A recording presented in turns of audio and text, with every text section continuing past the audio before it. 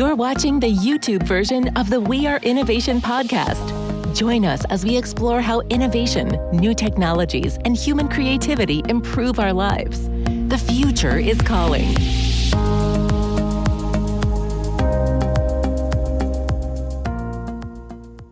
Hi, I'm Federico Fernández. Welcome to a new episode of the We Are Innovation podcast.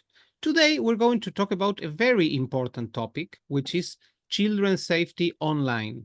And for that, I am accompanied by May-Ann Lim. May-Ann is the director of data governance team at Access Partnership, and she's currently the emeritus director of the Asia Cloud Computing Association. Online, you can find May-Ann at the website of Access Partnership. By the way, this episode is part of the agreement that we have with Access to do these things every month. So we're very happy to have May-Ann as representative this time for this episode. May-Ann, welcome to the We Are Innovation podcast. Thank you very much for having me. Thank you. And May-Ann, just to, let's say, so we all can be, in the same level, let's start with a very basic question, which is, what can you tell us about online safety for kids? What are we talking about exactly?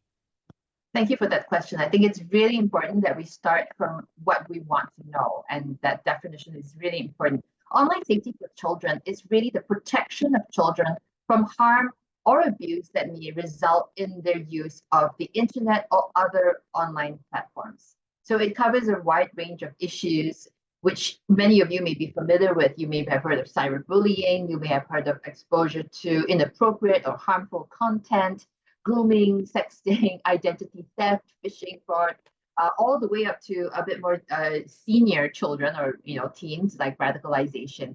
So we really want to be focusing on this idea of online safety for children, which is the protection of children from harm or abuse that comes from using the internet or other online platforms. Is there anything like a digital safety ecosystem? What would be the components of this? Let's say, what kind of interactions should we look for in order to achieve child safety? The components are really important to piece together, because what we're trying to do is do a wide range of things. For example, we want to stop bad behavior. You, child, stop cyberbullying your friend. We want to inculcate good behavior. We should be encouraging of each other. We should be kind to each other. On the other hand, we also want to do things like prevention of criminal activity. Okay, we want to prevent somebody from grooming a child, for example, for criminal activity. We also want to protect children against certain wrong activities, such as being exposed to radicalization or identity theft or phishing and fraud. So the components are really involving the network of actors and other factors that influence the online safety of children and young people. I think we've got 6 main chunks of groups of stakeholders that we have to be talking to. The first is the users and the children themselves. I was just in Australia talking to a group of stakeholders in the online safety for children discussion, and they said we'll be very surprised by the results of talking to children, because guess what? Children don't want to be unsafe themselves. They'll tell you what makes them feel uncomfortable. So talking to them, I think, is really important. So the users are one of the 6 people. The second group are the parents and caregivers, the parents and guardians of the children themselves. So that's the 7th group of people. The third are the educators, as well as the social workers who interact with the children, the parents, the caregivers, and who are at the forefront of any of the danger zones, shall we say, when it comes to child online safety. The fourth are the industry and service providers. So these are the people who are developing the platforms, who are providing services, who are providing devices, the game manufacturers, for example, anybody who has to put in something like child-friendly and child-safe features. Those are the people that you want to be talking to as well. Fifth is civil society and the experts. This could include people who are child developmental specialists, people who are very much involved with civil monitoring of uncivil discourse online. We also have people who are helping with parents groups, parent support groups. So that's the 5th group of people. And the last group of people are the governments and regulators who are making the frameworks and the legislation around child online safety. So those are the groups that people who would need to collaborate and create that ecosystem together. And from what you say, May-Ann, one thing that came to my mind is that, let's say, it's not the sole responsibility of parents, let's say, and it would be problematic to put all the burden in the parents. Yes, it's absolutely not a one solution, one person solution that's not going to be the key. I'll give you an example of why putting the burden on one parent or one group of people is not sufficient. If it's only about parents, the assumption is that the child, for example, if it's about a device, the child will have one person only to ask for permission to play with the device. However, it could be the parent if in a situation where you have a family situation where the parent purchases the device, gives it to a caregiver, maybe a nanny, for Monday, Tuesday, Wednesday, and Thursday. And that person is allowed to give the permission to the child to use that device on Monday, Tuesday, Wednesday, and Thursday. But Fridays, he goes to grandma's, and grandma is the guardian for that day. So, it's quite difficult to say that, okay, it's only one person or one group of people, because we neglect the fact that there are different types of family situations. And it gets even more complicated when you actually have a situation where the child doesn't have parents, is under the care of a guardian, or is in a foster situation, or has just a different situation of life completely. So if we want to place all the responsibility on one, we've got challenges, because the parents or the one person themselves may not have all of the skills to provide adequate guidance and support for their children's activities. They don't have all the time and availability to monitor, and more importantly, not all of them will have the same views. Grandma may say, hey, it's okay, you can play as much as you want. Maybe the tutor who is in charge of Monday, Tuesday, Wednesdays says, oh, no, you can get 1 hour and that's it. So different approaches are required. It's a collective approach that's needed.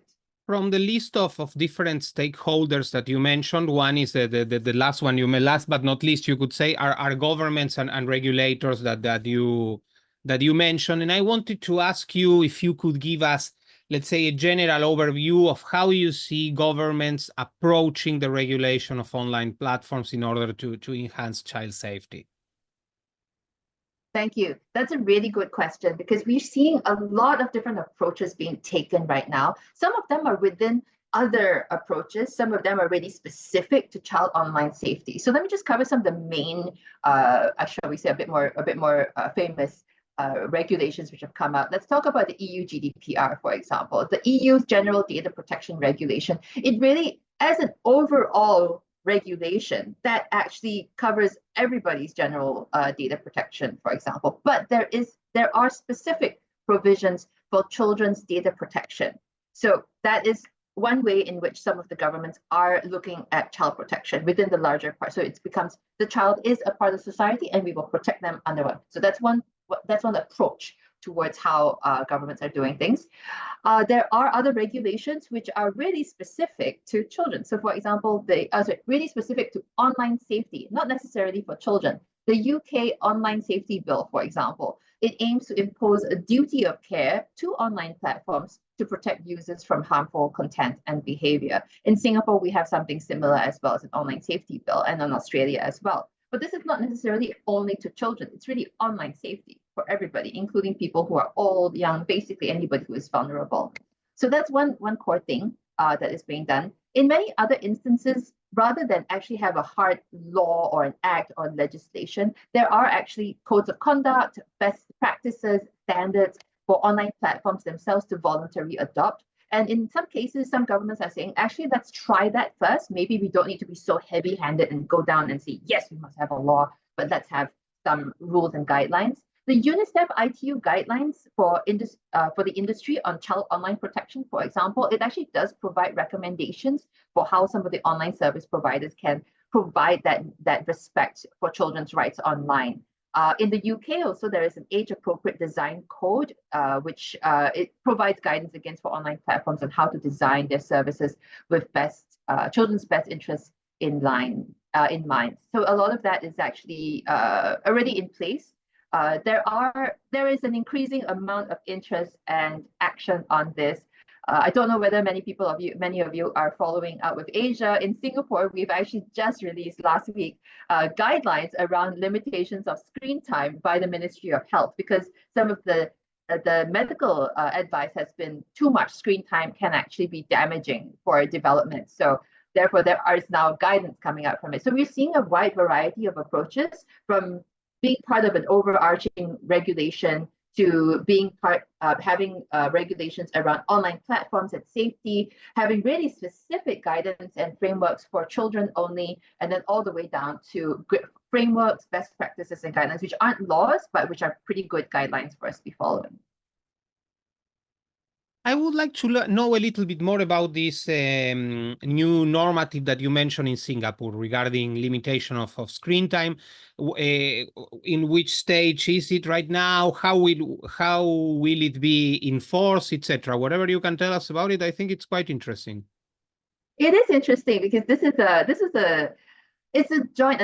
Again, just now remember, Federico, you mentioned that this is not a one-person responsibility. It actually came out from the Ministry of Health and the Ministry of Social and Family Development, because some of the information that came out from the US Surgeon General's label for social media platforms stated that, look, it's actually not very healthy for children in their development to be using too much screen time. So the recommendations are split into, and it's just recommendations, by the way. So you were asking about implementation. There's no implementation. It's just recommendations by the Ministry of Health. So not from anybody else, but from the health ministry.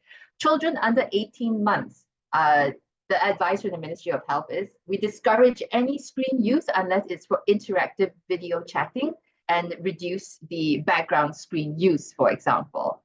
Then the next group of children is between 18 months and 6 years old. Less passive screen time is recommended. So don't try not to let them just watch and not be interacting with it. The recommendation is also watch with the child also where possible. Avoid screen use during meal times. Avoid media use 1 hour before bedtime. And then after that, there is the third chunk of children between 7 and 12 years old. Have conversations with the child to understand what they're watching. Consider using parental controls to monitor what they're watching, but you don't need them. So you can see that it's sort of like a step down towards making sure that it's supervised watching, and then moving towards unsupervised but still monitored sort of watching and use of screen time.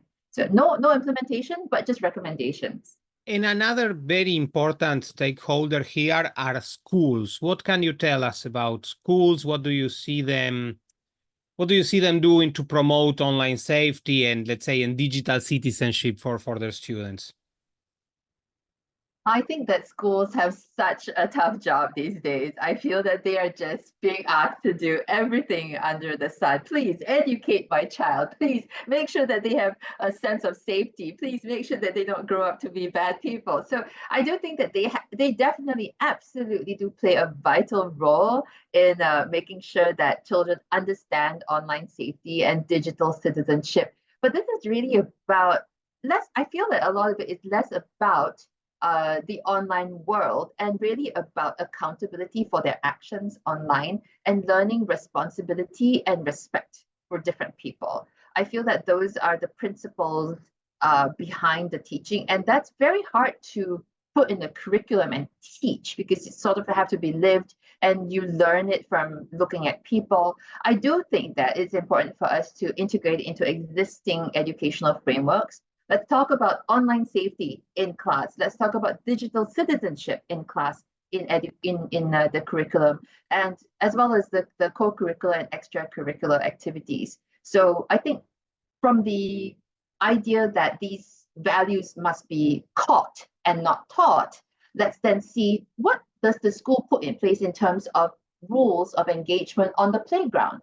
Please respect, don't push people, make sure that you ask for permission first. Please make sure that I think that there are certain rules that you can put in place, and then you can extend that sort of rules to any of the online spaces that are being built up for the school. So caught instead of taught. So flipping the other way around, if it's taught instead of caught, have the curriculum actually have digital safety as a curriculum where you actually talk about the different dangers that can happen and what children can do to prevent themselves from being victims. as I mentioned a little bit earlier during our chat, Federico, for children, I think no child wants to feel unsafe. No child wants to be cyberbullied. No child wants their friend to be cyberbullied. And in many instances, if we can take the absolute purity of children into consideration, they might not know that what they're doing is considered online bullying. So we need to sensitize that to them, and also make them understand what they can do to alleviate other people's pain. So having that respect, having that sensitivity built into the curriculum, not an easy task, but I think that that's where schools definitely, as the people who are most interacting with children, are best placed to be teaching. I want to now shift your attention to, let's say, two very important changes that we've seen in the last couple of years. And one has to do with, let's say, the aftermath of the COVID pandemic. And particularly, I want to know your opinion about how you think that what happened during COVID with the lockdowns and basically everybody doing everything online affected internet usage patterns and online safety risks, particularly for children. Do you think we saw a spike, let's say, in threats after COVID and becoming more digital? What's your opinion about this? Okay. I think COVID-19 forces all to go online. I think that the biggest, most damaging change for all of us is that it created a situation where we could see both the best of us and the worst of us. We had parents who were probably also struggling with the fact that the pandemic meant lockdowns, and then maybe poor behaviors themselves came out of parents. So to my point earlier about the caught rather than taught, you see your parents doing whatever it is, every time they're in at meal times, they're just on their phones, etc. So I feel that the COVID-19 pandemic did accelerate some of those poor behaviors in adults, and then for the children to be seeing that, oh, maybe that's acceptable. So in that sense, that's the first problem. I think that the big change is obviously that the pandemic significantly increased the reliance on the internet for everybody, from parents, children, for young people. And now we are more used to and expectant of the screen, the small screen, to be giving us learning, socializing, entertainment, accessing information, support, that we are just so completely reliant on it. Does this expose more people, or does this increase the exposure of children to more social ills? I'm a bit questionable about more social ills. I would say that the frequency of the exposure is definitely higher, and therefore that online safety risk to them is actually higher for issues like grooming, sex exploitation, misinformation, mental health issues. And we're not really prepared to identify them so soon, because this pandemic, remember, just happened a couple of years ago. We actually haven't seen the full impact of what's going on after the pandemic. So we are also seeing a lot more inequalities come up, vulnerabilities of children come up in the digital space. Not all of them have equal access to not just the devices and skills and guidance that you need to thrive and survive in the digital world, but not all of them have access to resources to understand and build that resilience that they need to make sure that they can, for example, identify a deep fake, identify a fraud, identify a scam, identify if somebody's looking a bit fishy instead of, oh, this person's super friendly. So I think that is a great unleveler. It's a leveler because COVID-19 forces all to be online. Unleveler because, wow, all the inequalities suddenly surface. We can all be victims. I mean, we know it probably by firsthand. We can all be victims of scams or bad actors online.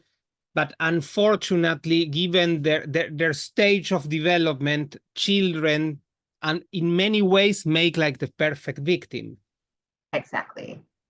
And it's really sad because I feel that the pandemic and that acceleration of everybody going online, I think, robbed some of the childhoodness of the childhood space to play, to explore without the screens. I think that's truly very, very sad. The other, let's say, big disruption or something that it's really big going on has to do with AI.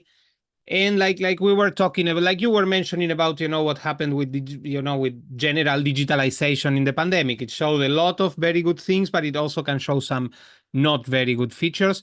And with AI, I wanted to ask you, what do you see about potential benefits of AI to, of course, for fostering children's learning and creativity, but also what needs you see, what, let's say, what things we should be careful about in order to to protect children from harm that had to do with AI as well? Thanks for that question. I think that the implications are so vast that we're not going to be able to encompass it. In the first instance, let's talk about the risks right now. Is AI going to exacerbate all of the risks that we're seeing? I think that the answer is yes. Children are going to continue to be exposed to cyberbullying, whether or not that cyberbullying is AI enabled or not, they're going to be exposed to it and they're going to be victims to it. Are they going to be exposed to more scams and more sophisticated scams? Are they more going to be exposed to more sophisticated misinformation and deep fakes, for example? The answer is yes. Now, so that's one big chunk of that risk. Are we preparing them for that next lap of their lives where they will need to socialize themselves and understand the risk and identify the risk? I think that's the challenge, I think, for AI. Are we going to have enough teachers who are going to be able to understand these risks and translate them enough to children so that they can build that resilience? Hey, how do you identify a deep fake? When you see this news that comes out and it sounds like your mom, are you going to believe that, or are you going to be questioning it?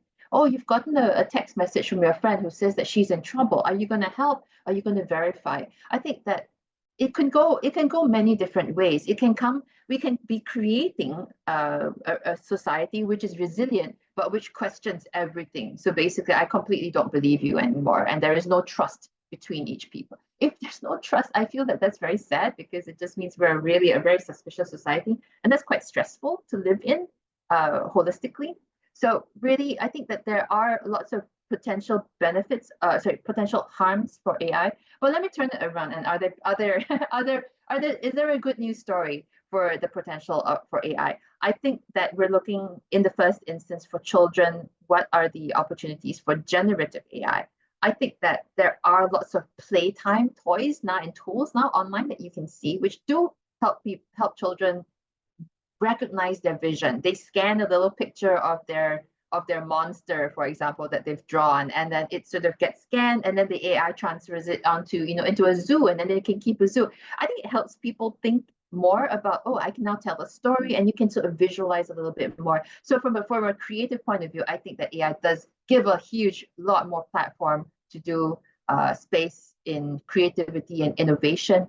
I know I just spoke to some of the teens who are in my church. They are coding like nobody's business with the use of AI right now, and they're able to very, very, very quickly spin up programs which they have thought of before, but because they said, oh, I don't have a programmer to help me think through this business idea that I had, but now they can. So I think that for innovation's sake, I think that there are lots of opportunities and benefits from AI in terms of learning and testing ideas. And we need educators and people who are going to be able to shepherd them through this learning process so that they understand, just because I can do it, they need to ask the second part of that question: should I do it? Because we may not, they may not have the cognizance, they may not have the ability to quite ask that ethical type of questions just yet. So in that sense, the education of AI and the educators for AI are going to have to come together and really think through how are we going to protect, build resilience and protect from online harms, because the I can do this needs to be balanced by should I do this, and should I do this to somebody else? Why should I be doing this? I think those are the questions which are underpinning a lot of the ethical questions that need to be done when you're using AI. I think that the children of today, let's say, in a way, are the children of AI. And sorry, I mean, this is a little bit of, let's talk about the future, and, but I would like to know your opinion, because you really know the field, and I'm sure it's going to be useful for everybody who listens to this podcast.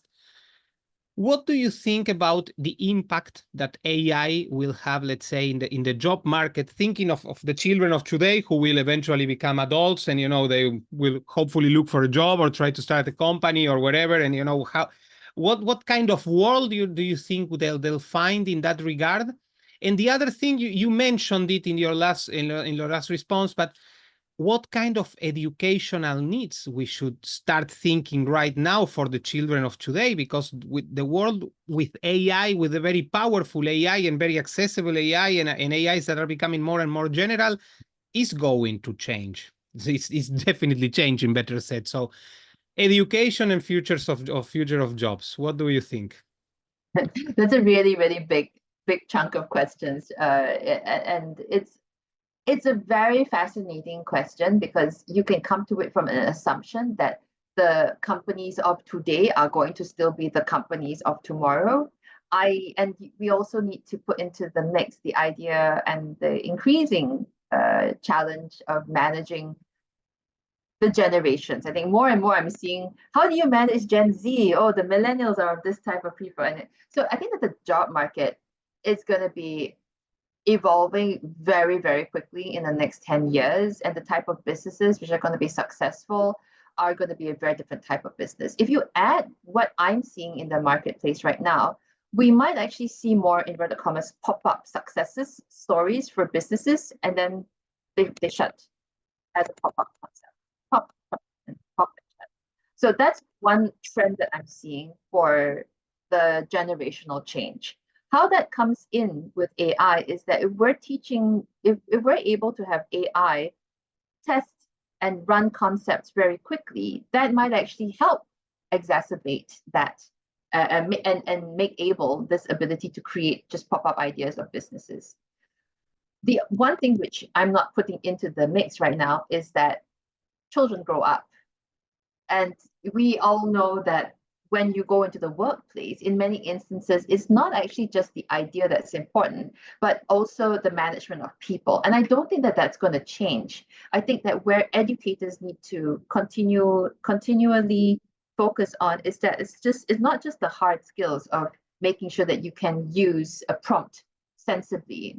You teach prompt engineering, you teach the ability to put in ethics around it, but you're going to have to still work with people ultimately. So how are we balancing that, especially, and this is to your point earlier, especially after COVID, everything went online and we're sort of used to, we're going to do remote work, we don't really want to talk to people, I want to be a digital nomad. How are we going to mesh all of that together to create that new workforce? I think that we're going to see a very heterogeneous workforce in the future. We're going to see people saying, this is my idea of what is important to me. I want to prioritize my business idea, or I want to prioritize my family, or I want to prioritize my mental health, or I want to prioritize traveling. And I think that we're going to see a more multitude of ideas and microservices being available. Whether or not, again, the future of work is going to look like the big company and the iron rice bowl forever, or are we looking at more startup-y approaches? I'm veering more towards the startup-y type approaches, but I could be wrong. I feel that there is a lot to be said about what needs to be done to educate people about, again, the ethical underpinnings of how we should be behaving towards each other, and that will underpin how we teach AI and how we behave in the workplace. Yeah, you made a lot of emphasis, let's say, in if I understood you correctly, it seems to me that your opinion is that many of the issues that we are currently face and we will face in the future, the solution will come, let's say, from ethics more than anything else. Is that correct? That's my own personal belief, because I view AI as like with any other dual use technology. You can use it for good or you can use it for bad. We talk about the nuclear science, for example. You can use it for good, you can use it for bad. There is a gun, you can use it for good, you can use it. There's AI, you can use it for good, you can use it for bad. What are we doing with it? What do we think we can do with it? Can we do something with it? Should we do something with it? Those are very, very different questions. Just because you can do something with AI doesn't mean that you should do it with AI. I think that that's going to be helping us map out our future, and that's where I think children, when you think about things when they're being taught, that's why that I feel that that's why a lot of the regulators right now are focusing on ethical foundations, data governance of artificial intelligence. What exactly are the underpinnings of it? When you talk about explainability of AI, of the AI model, you need to explain why the AI model is behaving in this particular way. And a lot of it will come down to ethics, which is why I'm emphasizing it so much. Speaking of ethics, and sorry, this goes, outside of the scope of our conversation, but just to know what you think.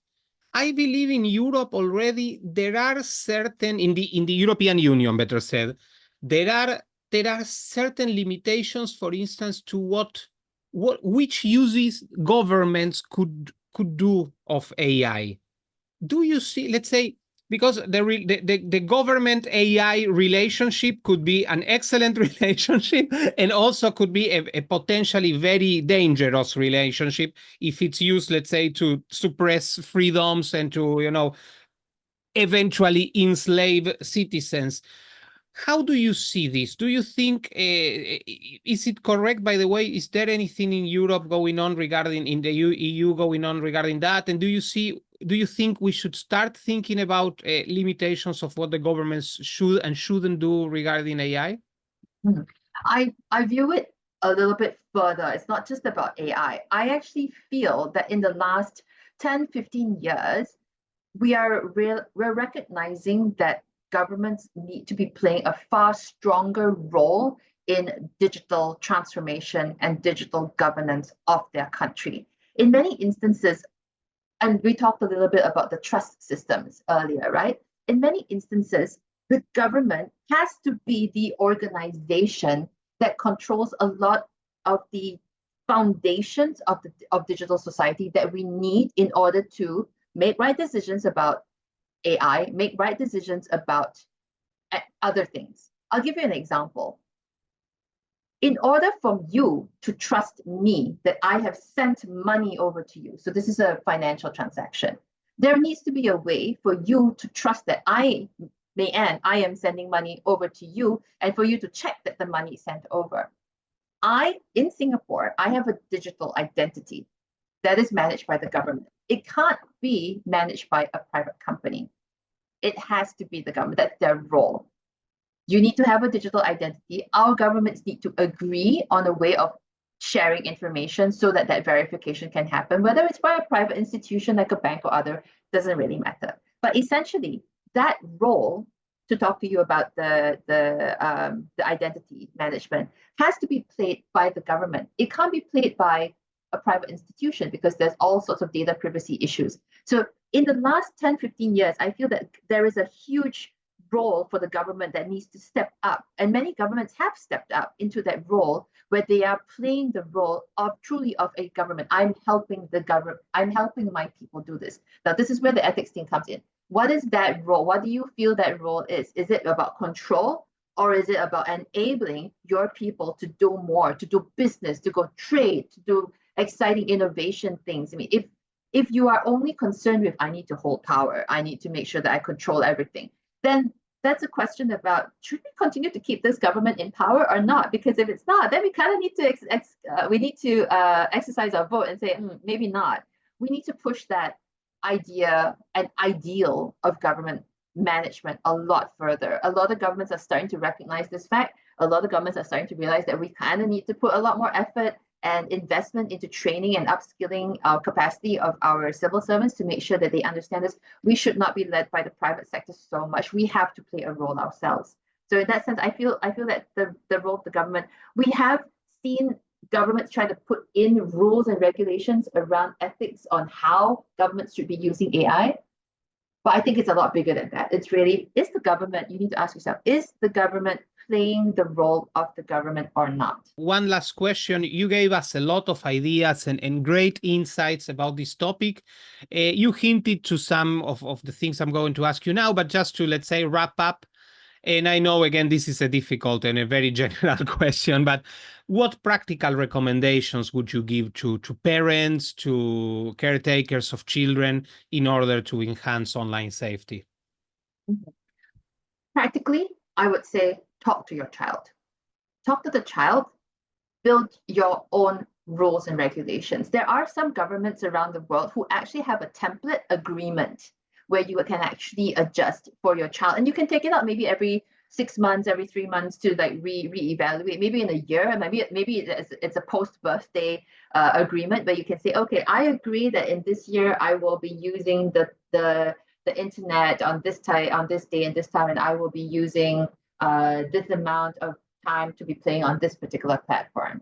And on the holidays or during vacation times, it will increase to this amount, etc. So come to an agreement with that and then see if you can put that in place, because I think that creates less stress on the child to say, oh, I can't believe it. It helps them co-create the rules around where they're sitting, and then develop a space and develop relationships with other, perhaps an auntie or an uncle, who can be that safe space for the child if they feel unsafe, but if they don't want to reach out to their parents, to be talking to this person in a safe space to share what they're seeing online. I think that's one way, I think, in which from a family perspective you can wrap up the online safety discussion. For if you want to move further into the schools, I think what you can also do is just be really engaged with the schools and see what they're coming up with in terms of curriculum and teaching online safety, and bring that up and talk about it at home. Again, this isn't an ideal situation, of course, where you actually do have the time and the energy to spend with the child, but I think that this is a framework that we kind of need to put in place in order to protect children online. Thank you, May-Ann. It's been a pleasure talking to you today. It's obvious that you're very knowledgeable and also very passionate about this topic, so it was really a pleasure. Thank you so much for having me online. And for everyone who listened, thank you very much for tuning in to today's episode of the We Are Innovation podcast. If you enjoyed our conversation, please remember to subscribe in any platform that you use for podcasts. Also, you can follow us on YouTube. There is the podcast and more content there. We're always looking to connect with you. See you in the next episode. And until then, keep innovating and keep expanding your horizons. Thanks for watching this episode of the We Are Innovation podcast. Don't forget to like and subscribe. To know more about We Are Innovation, visit weareinnovation.global.